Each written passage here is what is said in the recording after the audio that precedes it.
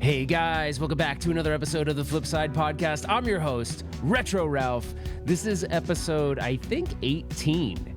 And in this episode, we're going to be a little bit all over the place. Yes, the thumbnail and the description is Evil Dead, and we're going to talk about that, but we're going to take voicemails from you. I have 4 of them, but I want more. I want more voicemails so we can hear a little bit from you and what you want. I've not reviewed any of these, so I have no idea what they say. I just figured it'd be really fun to do it like on the fly. So let's get started with the show. But we're going to be, just a warning, this show might run a little bit longer than my normal length of the shows, but that's okay. That's okay. We've got a lot to talk about. All right. So obviously the first thing that a lot of people ask me is what I thought about Evil Dead. So if you're listening to this in Spotify or Apple Podcasts, you're not going to see what the audience is going to be seeing in the video version, but I'm going to quickly play a little bit of the gameplay trailer, and then we're not going to play the whole thing. I'm just going to kind of jump through it, and then I'll kind of give you some of my feedback on what we see in the trailer. So the trailer itself, obviously, when it starts, it shows a bunch of like really sexy shots of the pinball machine, and it's beautiful. The pinball machine is absolutely beautiful. It's got this like dark, rich blue powder coated, armor on it, which is really great. It has art blades. It's very, very detailed, and it's just, yeah, it's all there in your face. I mean, they definitely put a lot and packed a lot into the game, but the trailer moves fast, so you don't see everything, but they definitely highlight a couple of key features of the game. Like one of them is loading the shotgun and shooting the hand. Like that is actually very cool. It's a cool mechanic. And then the shooter lane has 2 lanes, which is kind of interesting, and it loads a ball to represent one of the shotgun shells. So I think what they're trying to articulate in the trailer is just how theme integrated it really is. So I'm going to mute the audio really quick. Now I got to say, I'm not necessarily the biggest Evil Dead fan, and I'm going to talk about why. I have a little bit of maybe childhood, let's call it PTSD, childhood PTSD from this movie, and I'll tell you why. It's not my fault, but so I'm letting this thing play out. There's this little flipper that's kind of tucked away in where a slingshot would typically be, so that's kind of unique. There's a way to get into the basement from these pops pop up, and then after you sort of pop down all those or hit down all 3 of them, you can get access to the basement. So, like I said, there's a lot of really interesting theme integrated stuff, and then the basement isn't under the table basically playfield, so under the table playfield, or under you know what I mean? It's underneath. It's underneath the playfield is like a small playfield. So, I mean, all in all, I'll admit because I'm not like the biggest fan of the movie, I'm not like super amped up. But if I was an Evil Dead fan, I would absolutely be amped up. So why am I not an Evil Dead fan? Okay. So I had 2 cousins, and one cousin was like pretty cool, man. He was like a cool chill dude. Right? He actually got me into computers, which got me into electronics, which got me into arcades, which got me into all sorts of things. He was like my gateway to electronics. I'll give you like a quick example. Anytime when he was older than me, so like if he got a computer like a Commodore, and then the next model came out, my mom didn't, nor do I think they would have had the money to buy me a computer, but he would give me his hand-me-downs. So I looked up to him. He was someone that I looked up to, and he actually is the reason I picked a career in technology, because of him. So anyways, long story short, my other cousin, he was kind of a misfit, a little bit more of a misfit, and he definitely would do things like, I'm going to edit this. There was a time I remember he put me in his room, and he's like, hey, come check out, like, he had a cool stereo. Like, he was into, like, putting, like, subwoofers in his car and doing all that stuff. And then, of course, I did get into that as well. So I kind of took a little bit of the pieces from each cousin, but he was into, like, car audio and stuff. So in his room, he had, like, one of those, remember the old school stereos with, like, 100 band equalizers and all this stuff? It was crazy. So at the time, it was tapes. So he puts in 2 Live Crew. I'm a little kid, though. He puts in 2 Live Crew, a specific song from 2 Live Crew. I'm going to just edit it, pop that something, and then like runs out of the room while that song is playing and then tells my mom, "Oh my gosh, look what he's doing. He's listening to this terrible music." And I'm like, "Dude, like what the heck? Why would you do that?" And made me out that I like selected that song. Like, come on, man. So anyways, so of course you know where I'm going with this. When Evil Dead was out, this is way after though, because I would have been much older, because I think Evil Dead came out in like 81. So I would have been maybe like in 79 I was born. So let's just say this is much later. But he duct taped me to a chair and like basically made me watch this movie. And like that's pretty traumatizing as a kid. As a kid to see those visuals, not really understanding what's real and what's fake, what's fantasy versus reality. So I've never, because of that, from that moment forward, I've never really been into those kinds of movies. But you can kind of understand why. So I felt like I had to tell you that story. So anyways, after the Evil Dead trailer, we got the Evil Dead gameplay. So Bug got on the screen, and he's got one comment to Bug is like, "Dude, you guys did such a good job with the trailer for the game. Like, you got to get better. I don't know. You got to get a better like webcam or whatever it is that you're. This looks like a webcam. This doesn't look like a DSLR or something. So just up that production quality." So anyways, during the gameplay, I watched it a couple times. I feel like, I don't know, it was like kind of interesting, right? And they did 2 streams. One, Bug was non-narrating it, and I guess that was like Kerry Hardy trolled him, and I guess he decided that he needed to like respond to that by making mention to it. I'm never a big fan of if someone trolls you to then like make mention of it. It's just whatever. Like just don't even say anything. Like don't even bring it up. But anyways, I guess whatever. It is what it is. So during the trailer, the gameplay looked pretty fun. Like for the most part, it looked fun. So it looked like a game I'd want to play. I love the shot that kind of feeds the cabin and then locks the ball with the swing. Like they did a lot of really cool things. I really, really like the loading of the shotgun. I think that's cool. There were times the first couple of plays he did seemed a bit boring, but then I kind of got more into it as time went on. So, I got to say, like, honestly, still, if you're an Evil Dead fan, like there's a lot packed in here. I'm not always like the biggest fan of spooky games. There hasn't been many spooky games that I absolutely love.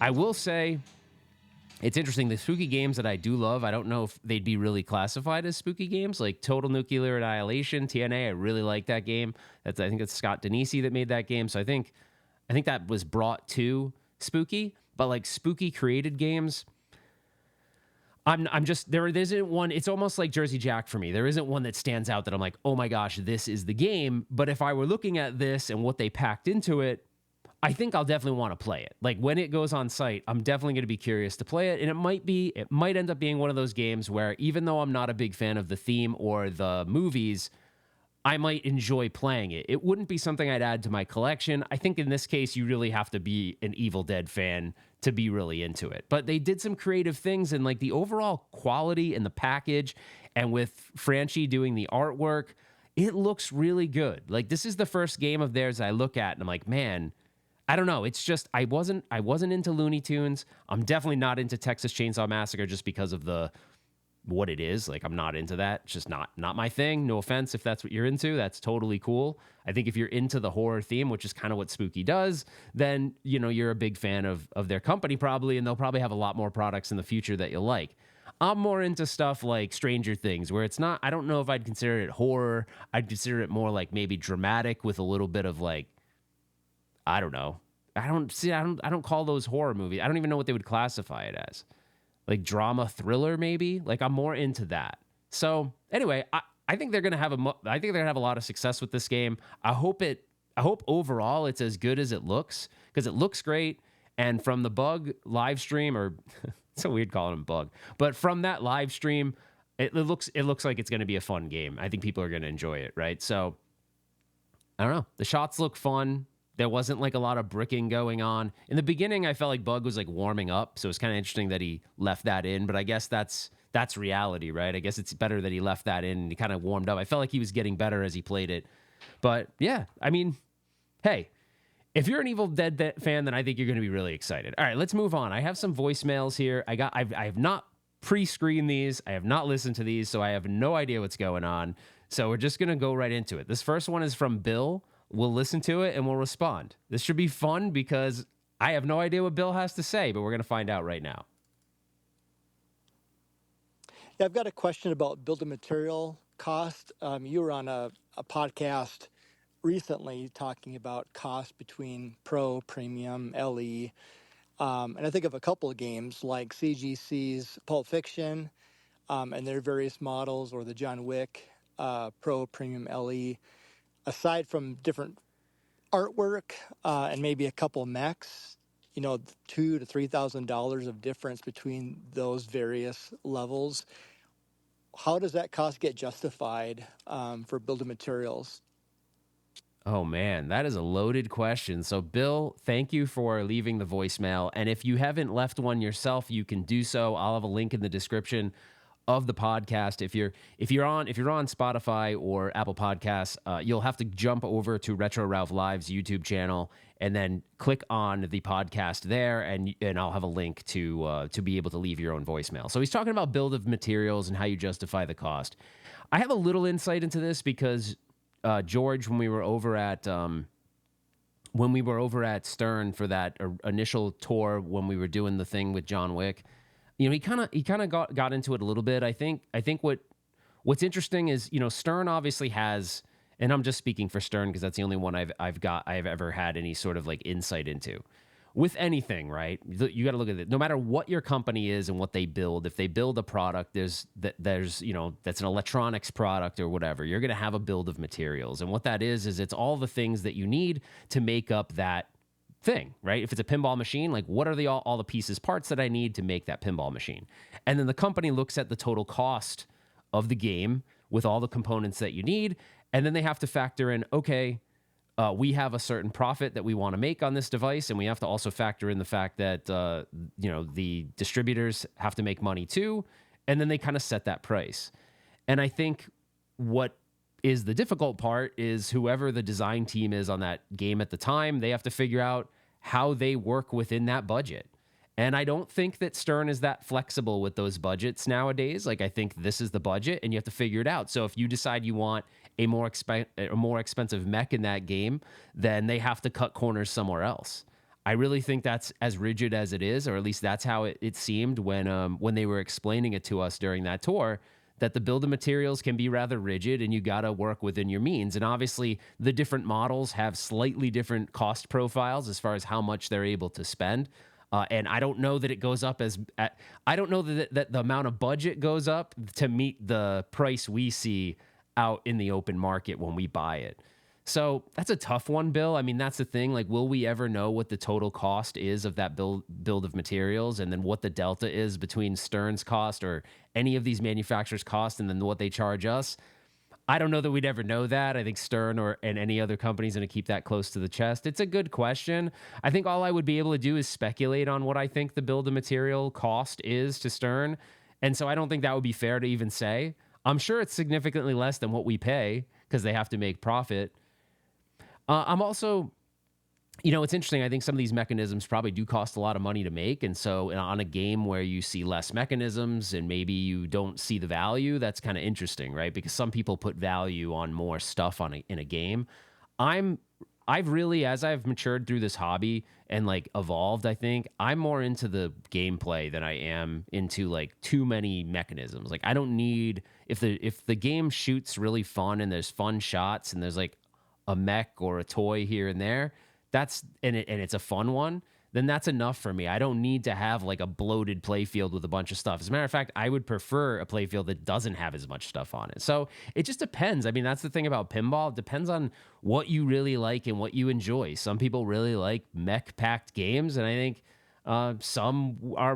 their preference is more a fun shooter. So I don't think there's really a right or wrong answer. I think some people try to put, oh, I'm not seeing the value in this. And you know what? I'm not really into those conversations because I feel like it is what it is. It's either you see the value or you don't. You know what I mean? And you're either going to buy it or you're not. And the prices are the prices right now. And I don't think there's much that we can do to change that fact right now. And maybe if parts get cheaper, we'll see prices adjust. But for right now, that is what it is. It's a good question, Bill.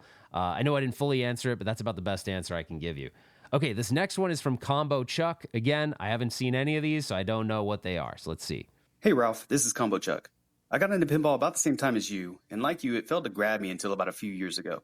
The ball would always drain on me before I realized that shooting things did more than just score points. My question to you is, what was one thing that you can attribute to finally get you into and liking pinball? For me, it was taking the time to watch tutorial videos and practicing what I learned at the bar. Keeping the ball in play more allowed me to see that pinball actually had progression and even story with the newer titles. Anyhow, thanks, man. Keep up the fun videos and podcasts. Dude, Combo Chuck, you're speaking to me, man. 1000% I am on the same page as you. I think at the beginning I really thought of pinball, and keep in mind, really didn't. I played a couple of games when I was little, probably had minimal interaction with pinball. Most of my interactions with anything that was like an electronic game was really consoles and arcade games. That was what I was into. And granted, there were some pinball machines at my local arcade. It just wasn't front and center like arcade games were because pinball had kind of like fallen out of favor for some period of time. So I'd say I really thought of pinball as like, oh, I'm going up there and I'm just trying to keep the ball in play. And like you, it wasn't until I started watching like Joel, right? Started watching Flipping Out, started watching some of these other podcasters or content creators explain how to play the games. And then it got really fun to me because I was like, wow, there's so much more to this. And then you started appreciating the little bits and pieces of the code, but it wasn't also until I got better at playing, like understanding ball control, being able to keep the ball under control, not just like flipping all the time, right? And I still fall victim to that where I'm flipping too much. It's like you really can enjoy pinball once you learn a little bit more of the like common strategies and just like skills to be able to keep the ball more under control. And I think that's when you first step is keeping the ball more under control. Then when you learn the rules, you get better accuracy with your shots, you can have so much fun with it. So I got to admit, like it really for me wasn't until the last like probably couple years that I really advanced my skill set. I do play every day. Right now I'm on a 90-day streak with Stern Insider Connected. By the way, I got 2 of those days were cheats because I had a buddy of mine log in because I wanted my 90-day badge. So I'll wait till it's 92 days to say it's officially 90 for me. But man, yeah, dude, Combo Chuck, awesome question. And hopefully that gives you some perspective as to where I'm at. Very similar place to you. All right, the next one is Jason WFD. Let's listen to him, and I'll take one more, and then we'll kind of wrap up this show because I don't want it to be too long because everyone's trying to get out of the house and get with family for Thanksgiving. So depending on when I publish this, I'd like to publish it before Thanksgiving, or maybe I'll publish it on Thanksgiving. I don't know how many people are going to listen to it on Thanksgiving, but hey, maybe you're sick of your family and you want to listen to something. After a while, everyone's got their threshold, right? Or someone, you're sitting at dinner table and they're like, let's talk politics. And you're like, oh no. So that can always go downhill fast. Don't talk politics at a family dinner unless everyone's on the same page. You don't want to fight during the holidays or sports teams. You can kind of have some anyway. All right, let's listen to Jason WFD. But thank you, Combo Chuck. That was a great question. Hey, Retro Ralph. This is Jason WFD. Listened to your podcast a few times now. Really liking it. It's good stuff. And you were asking for questions. So I came up with one that I thought is pretty cool. Okay. Now, I know you've said that before you got into pinball, you were doing stuff about retro video games. Mm-hmm. So let's combine those two hobbies together. If you could have one new pin come out that was based on a video game, what would you like to see? Now, for example, there's already a Super Mario Brothers pinball machine, right? So why not like a Legend of Zelda, right? For example. So yeah, what classic or modern, whatever, well, what video game, series, franchise, whatever, what video game would you like to see come out with a new pinball? And bonus question, which company would you prefer to have them make the game? Oh, man. Thanks a lot, Retro Ralph. Have a good one. Oh, Jason, that's such a good question and so hard to answer. So, okay. Damn. Well, I don't want it to be unfair. Well, I'm going to say Stern Pinball. Everyone's like, oh, he's going to say Stern. Blah, blah. I probably will, but hey, you guys know me well enough to know I'd probably say I'd want Stern to make it. I'd only want Stern to make it because of accessibility. Like, Stern can get you the games fast. But let me try to be unbiased on that because everyone knows I kind of favor Stern. So let's see, how do I be unbiased? Well, what game first of all? I had heard the rumor, and I don't remember who had the license about Halo. Now I wouldn't say like I'm a little nostalgic for Halo because when the first Xbox came out, that was the game. I mean, that was like the blow your mind game. But do I think that Halo would be a good pinball machine? I don't know. I'm like kind of on the fence on that. But what I do think would be a good pinball machine, I'm going to have two here because I think they both would tend to be good machines. I know there was a Sonic the Hedgehog, and I can't remember who made it. It's like the guy that I think works for American Pinball now. And I don't even think I don't know if if there's any plans for American Pinball to actually bring that to life. But I never played it. Well, actually, no, that's not true. I played it, but it was when I wasn't as into pinball. So I didn't appreciate it, I don't think. But I now thinking about it, like I feel like Sonic the Hedgehog would make a really good pinball machine. I just do. And I think you could have taken the concept that I can't remember his name, and I apologize for that. Someone in the comments will have to bring that up. I just feel like you could do something really cool. Now, if I wanted, the other thing too is, and I know this game has been done, I feel like a fighting game could be cool as a pinball machine. Street Fighter just has so much nostalgia for so many people, and I gotta think if you made a a new one. Now, I don't know, the old one, I think they wanted it to be a certain way. I don't know. They tried. It was like, that meme with the Bart Simpson where he has the cake and it says, at least you tried, and he throws it in the trash. That's how I feel about that pinball machine. I don't feel like it's that good. I feel like it could have been a lot better. So anyways, I would love to see someone try to do a Street Fighter in 2025, like something really epic, because I feel like you could do something really cool with that. But on the flip side of that, another franchise that's very popular is Mortal Kombat. I think with Mortal Kombat, you could do something very cool as well. Like, think about it. In those games, you have to progress through characters and keep winning.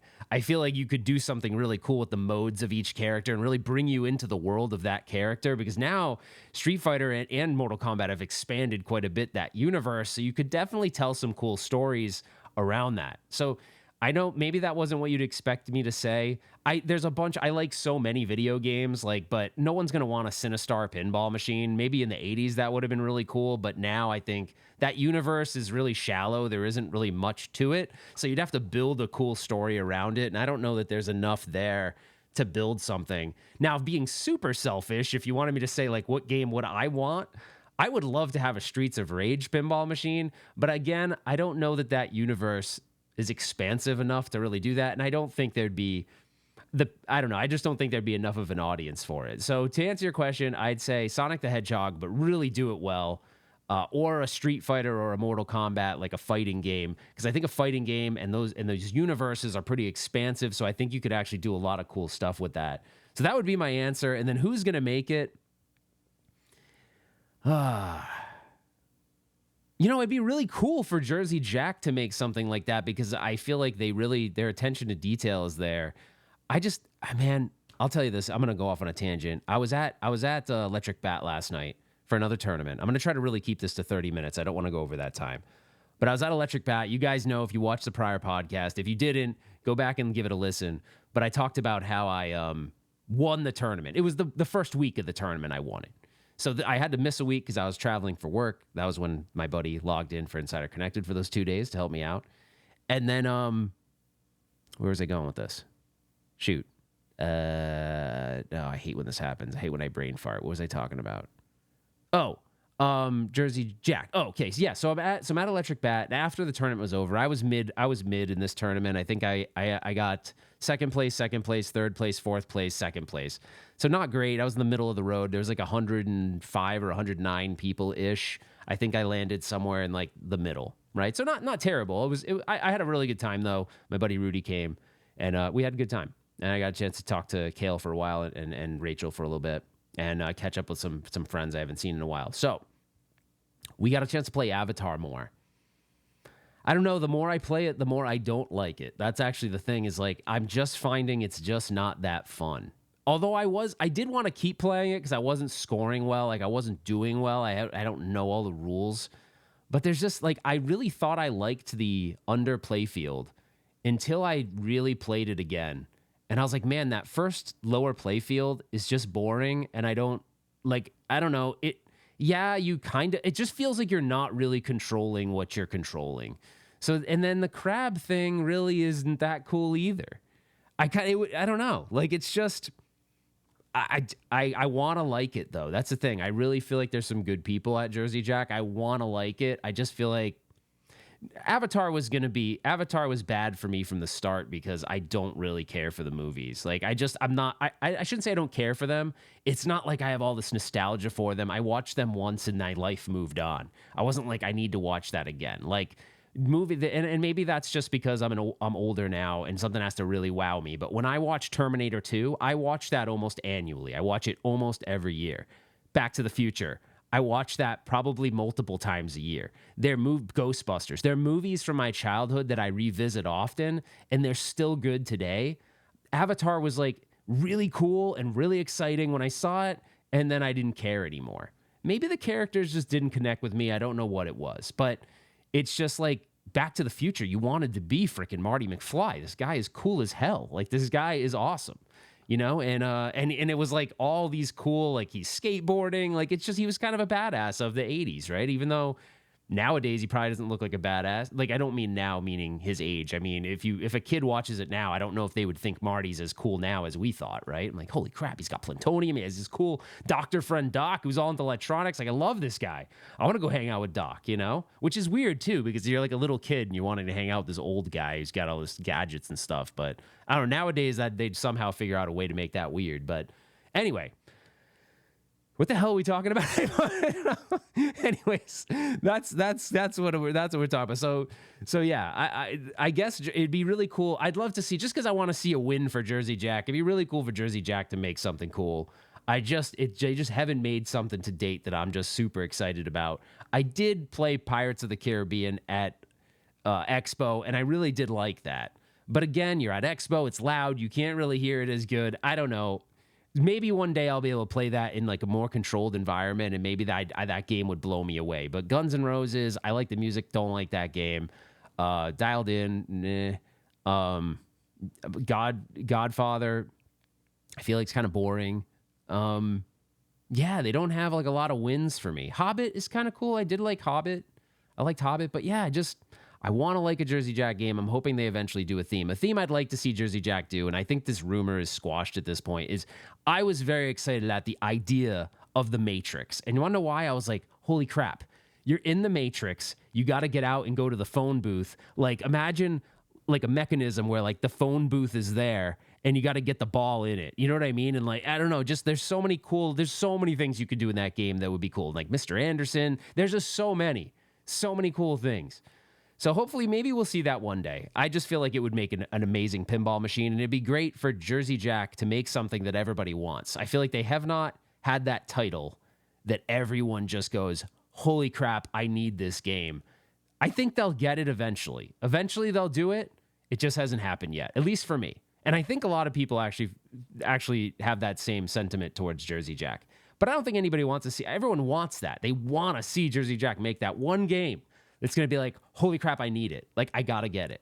And I hope it happens because they're good people over there and they build a quality machine. Anyways, I expected to go a little bit longer on this episode. I had one more voicemail, but it's getting too long. So we'll do that voicemail next time. But I hopefully you guys like that. But guys, this whole interaction piece is exciting. So let's keep this going. Please, there's going to be a link in the description. Go check it out. I'd love to get more of these voicemails. You guys left some great questions. So I got to thank you guys once again. Thank you to Bill. Thank you to Combo Chuck.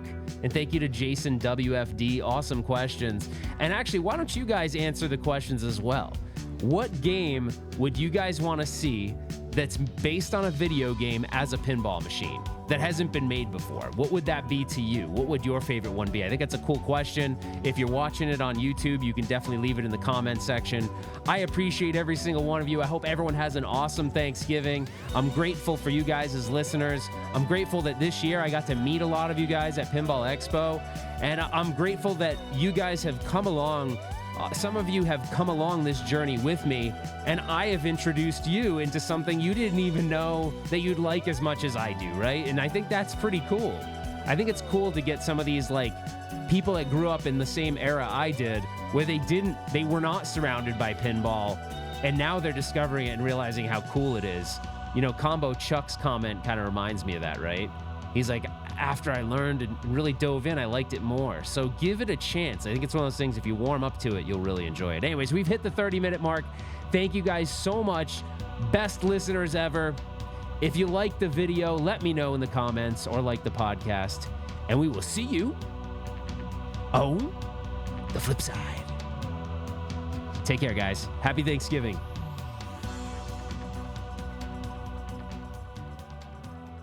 That's a wrap.